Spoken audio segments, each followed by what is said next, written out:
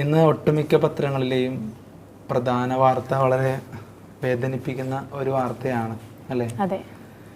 കാരണം ആലപ്പുഴയിലുണ്ടായിട്ടുള്ള ഒരു അപകടവും ആ അപകടത്തെ തുടർന്നുണ്ടായിട്ടുള്ള ഒരു വലിയ വേദന, അത് പറയുമ്പോൾ തന്നെ നമുക്ക് ഭയങ്കര ഒരു അല്ലേ, എല്ലാ പത്രങ്ങളുടെയും ഫ്രണ്ട് പേജിൽ ആലപ്പുഴയിലെ അപകടത്തെ മെഡിക്കൽ വിദ്യാർത്ഥികളുടെ മരണത്തിനെ പറ്റിയുള്ള വാർത്തകളാണ് ഇന്നത്തെ. 5 പേരുടെ ചിത്രങ്ങളാണ് എല്ലാ പത്രങ്ങളുടെയും ഫ്രണ്ട് പേജിൽ കൊടുത്തിരിക്കുന്നത്. അത് ശരിക്കും ഒരു വേദനയോടെ അല്ലാതെ ഒരിക്കലും ഒരാൾക്കും അത് വായിക്കാൻ പോലും സാധിക്കില്ല. 1.5 മാസം മുമ്പ് ആലപ്പുഴ മെഡിക്കൽ കോളേജിൽ MBBS പഠനത്തിന് എത്തിയ 5 കൂട്ടുകാർ ഇന്നലെ കോളേജിലെ ലൈബ്രറി ഹാളിന് മുന്നിൽ ചേതനയേറ്റ് കിടന്നു.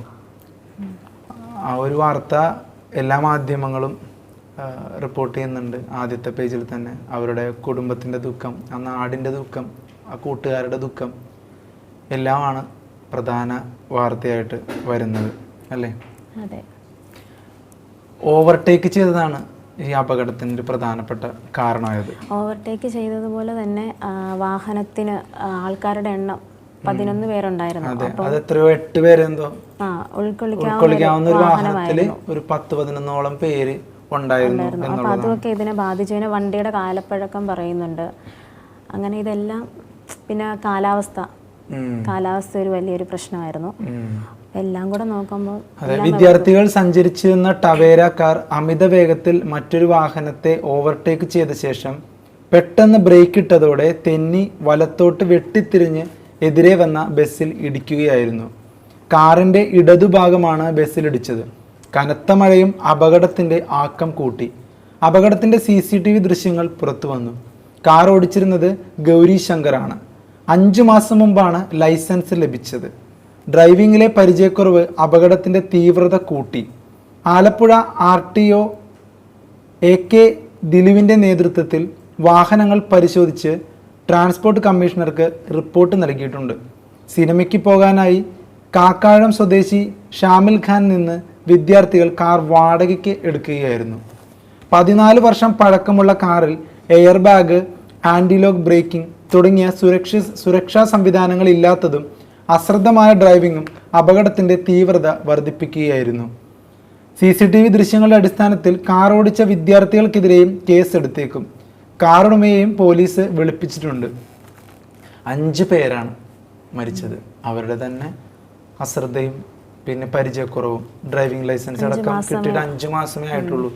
അപ്പൊ എല്ലാം കൂടി ഒരു ഒത്തുവന്നു ഇങ്ങനെ ഒരു അപകടത്തിലേക്ക്. തീരെയില്ലായിരുന്നു അല്ലേ ഡ്രൈവർക്ക്? തീർച്ചയായിട്ടും. അപ്പൊ അതിന്റെ അപാകതകൾ സംഭവിച്ചിട്ടുണ്ട്. പിന്നെ കാലാവസ്ഥ ഒരു പ്രതികൂല സാഹചര്യമായിരുന്നു. അപ്പോൾ അത് മാത്രമല്ല, വാഹനം നമ്മൾ CCTV ദൃശ്യങ്ങൾ കണ്ടായിരുന്നു. ഡ്രൈവർ ഇരുന്ന ഭാഗത്തുനിന്ന് നേരെ തിരിഞ്ഞു, വണ്ടി തിരിഞ്ഞിട്ടാണ് KSRTC ബസ്സിന്റെ അടിഭാഗത്തോട്ടുള്ളത്. അപ്പോൾ ഡ്രൈവർ ഒരു വശത്തോട്ടല്ല, ഈ ഓപ്പോസിറ്റ് സൈഡിൽ വന്നവരെല്ലാം ജാമായി ആ ഒരു സാഹചര്യമായിരുന്നു. അപ്പോൾ സ്പോട്ടിൽ തന്നെ മരണങ്ങളുണ്ടായി, പോകുന്ന വഴിക്ക് മരണമുണ്ടായി, ഹോസ്പിറ്റലിൽ ചെന്നിട്ട് മരിച്ചു. ഇപ്പോഴും കുറച്ച് പേർ ഗുരുതരാവസ്ഥയിലാണ്. അപ്പോൾ ആ ഒരു അപകടത്തിന്റെ തീവ്രത എത്രത്തോളാണെന്ന് നമുക്ക് അതിൽ നിന്ന് മനസ്സിലാക്കാം. മരണമടഞ്ഞ 5 പേര്, ഒരാള് ശ്രീദീപ് വത്സൻ, ആയുഷ് ഷാജി, മുഹമ്മദ് ഇബ്രാഹിം, ദേവനന്ദൻ, മുഹമ്മദ് അബ്ദുൽ ജബ്ബാർ. ഒരുപാട് മോഹങ്ങളുമായി അല്ലേ, ഒരു മക്കളൊക്കെ ഉള്ള വീടുകളും ഒക്കെ ഉണ്ട്.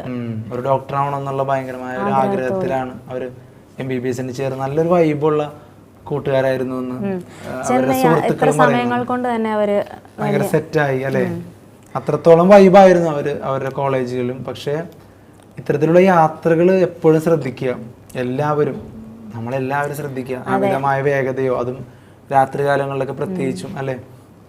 പിന്നെ ഈ ഡ്രൈവിങ്ങിലുള്ള പരിചയക്കുറവും എല്ലാം, ഇത്രയും പേരെ വഹിച്ചുകൊണ്ട് ഒരു വാഹനം അത്രയും പരിചയമില്ലാത്ത ഒരാൾ ഓടിക്കുക എന്ന് പറഞ്ഞാൽ തന്നെ അത് ഭയങ്കര ഒരു മിസ്റ്റേക്കാണ്. ആ മിസ്റ്റേക്കിന് ഇത്രയും വലിയൊരു വിലയാണ് കൊടുക്കേണ്ടി വന്നത്. ഇനി തിരിച്ചെടുക്കാൻ പറ്റാത്തൊരു ഇതായിപ്പോയി. പരിക്കേറ്റ 3 പേരുടെ നില അതീവ ഗുരുതരാവസ്ഥയിലാണ്. അപ്പോൾ കാറിൽ 11 വിദ്യാർത്ഥികളായിരുന്നു. പരിക്കേറ്റ 5 പേർ ആലപ്പുഴ മെഡിക്കൽ കോളേജ് ആശുപത്രിയിലാണ്. എടത്വ സ്വദേശി ആൽവിൻ ജോർജ്, ചേർത്തല സ്വദേശി കൃഷ്ണദേവ്, എറണാകുളം സ്വദേശി ഗൗരി ശങ്കർ, കൊല്ലം ചവറ പന്മന സ്വദേശി മുഹ്സീൻ മുഹമ്മദ്, കൊല്ലം പോരുവഴിയിൽ ആനന്ദ് മനു എന്നിവർക്കാണ് പരിക്കേറ്റത്. പുതുക്കുറിച്ചി സ്വദേശി ഷെയ്ൻ ഡെൻസ്റ്റന് പരിക്കില്ല. നില ഗുരുതരമായ കൃഷ്ണദേവ്, ആൽവിൻ, ആനന്ദ് എന്നിവർ വെന്റിലേറ്ററിലാണ്. അവരുടെ നിലയും അതീവ ഗുരുതരമാണ്, അതാണ് മനസ്സിലാക്കാൻ പറ്റുന്നത്. എന്തായാലും അവർ ജീവിതത്തിലേക്ക് തിരിച്ചു വരട്ടെ. ഇതെല്ലാവർക്കും ഒരു പാഠമാണെന്ന് പറയാം. കാരണം യുവാക്കൾക്ക് എല്ലാവർക്കും, നമ്മളെല്ലാവർക്കും ഒരു പാഠമാണ്. എത്രത്തോളം നമ്മൾ സുരക്ഷാ മാനദണ്ഡങ്ങൾ പാലിച്ച് മുന്നോട്ട് പോകണം. നമ്മുടെ ജീവൻ മാത്രമല്ല, ബാക്കിയുള്ളവരുടെ ജീവനും നമ്മളൊരു അശ്രദ്ധ കാണിക്കുമ്പോൾ എത്രത്തോളം അപകടത്തിലാവും എന്നതിൻ്റെ ഏറ്റവും വലിയ തെളിവുകളാണ് ഇപ്പോൾ പുറത്തു വരുന്ന ഓരോ വാർത്തകളും. അപ്പോൾ അവരുടെ കുടുംബാംഗങ്ങളുടെ ദുഃഖത്തിലൊക്കെ കേരളം മൊത്തം പങ്കുചേരുവാണ്. അങ്ങനെ അപ്പോൾ യാത്ര പോകുമ്പോൾ ഇപ്പോൾ കൂട്ടുകാരുമായിട്ട് പോകുമ്പോൾ നമ്മൾ പ്രതീക്ഷിക്കുന്നില്ലല്ലോ ഇങ്ങനെ ഒരു അപകടം പ്രതീക്ഷിക്കുന്നില്ല. പക്ഷേ അമിതമായ വേഗതയും അങ്ങനെയുള്ള കാര്യങ്ങളൊക്കെ എന്ത് മോട്ടീവിന്റെ അടിസ്ഥാനത്തിലാണെങ്കിലും അതത്ര നല്ലതല്ല. നമ്മുടെ ജീവൻ മാത്രം ചെറിയൊരു അശ്രദ്ധ മതി, ചെറിയൊരു പട്ടി വട്ടം ചാടിയാൽ മതി. നമ്മൾ ചിലപ്പോൾ കൃത്യമായിട്ടായിരിക്കും ഭയങ്കര സ്പീഡിലൊക്കെ ഓടിക്കുന്നത്, പക്ഷെ അതല്ല.